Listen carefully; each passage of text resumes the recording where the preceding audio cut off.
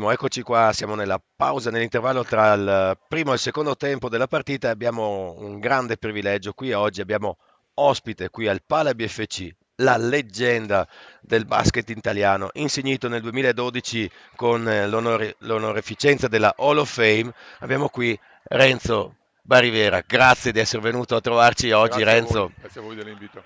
Allora, Renzo, insomma, rappresenta la storia, magari per i più giovani che ci seguono non lo sanno, recuperiamo qualche informazione, la storia un po' del basket italiano, ha vinto numerosi scudetti, ha segnato un canestro storico che si racconta ancora oggi, quello. Meneghin dice che vivo ancora di rendita con quel canestro lì. Ma io su questa cosa possiamo dargli ragione, insomma, il canestro della prima storica vittoria dell'Italia sugli Stati Uniti, Eh, ma insomma ha rappresentato anche una colonna fondamentale della nazionale italiana. Renzo, grazie di essere venuto.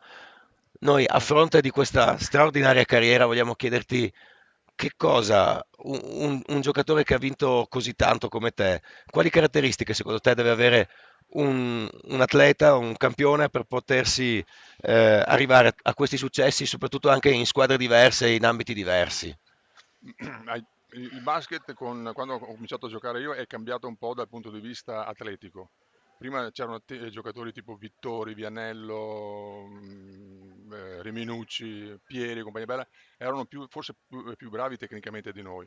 Però con l'avvento di Meneghin, Marzorati, Zanatta, Bisson, è entrata praticamente il fatto fisico anche nella pallacanestro, è diventato un'atletica praticamente giocata. Quindi bisognava essere, soprattutto per competere con squadre tipo la Jugoslavia, tipo la Russia, bisognava essere al loro livello fisico perché loro erano effettivamente molto più, soprattutto i russi erano soprattutto molto più dotati di noi.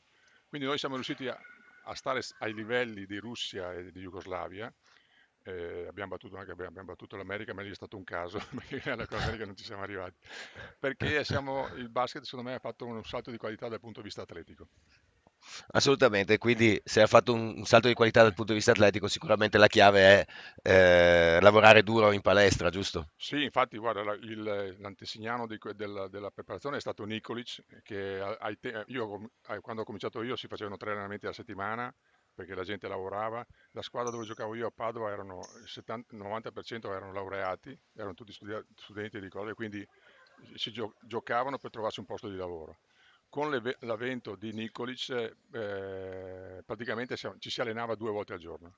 Quindi la pallacanestro è diventato un lavoro in pratica, quindi la cosa è cambiata totalmente. Infatti il boom secondo me c'è stato anche in quegli anni 70-80, anche perché la pallacanestro ha fatto veramente dei progressi enormi in quel periodo lì. Pallacanestro che è uno sport che noi amiamo, siamo qui a commentare le partite proprio per l'amore che portiamo in questo sport, uno sport che tu hai vissuto intensamente lasciando un segno importantissimo nella storia del basket italiano e dopo tutti questi anni che cosa ha lasciato invece in te come persona il basket? Guardi, io ti racconto un piccolo aneddoto. Dopo la pallacanestro mi sono occupato di sponsorizzazioni.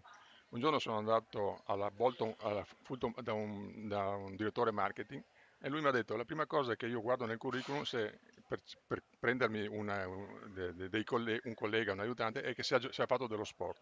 Lo sport è veramente una cosa che dovrebbero farla tutte le persone, perché ti insegna, è la meritocrazia. Se tu ti alleni, se tu ti dai fare, i risultati vengono. E quindi secondo me una preparazione, è un insegnamento enorme per la vita di una persona.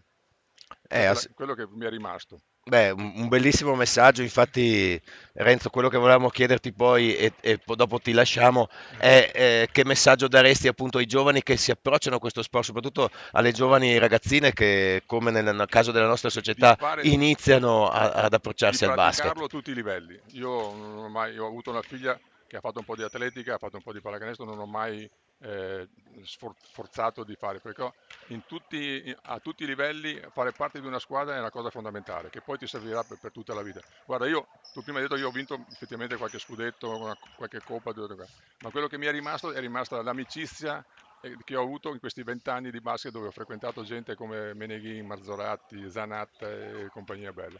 E quindi gente che ti rimane poi per tutta la vita. Ed è comunque un insegnamento che ti serve fin quando vivrò.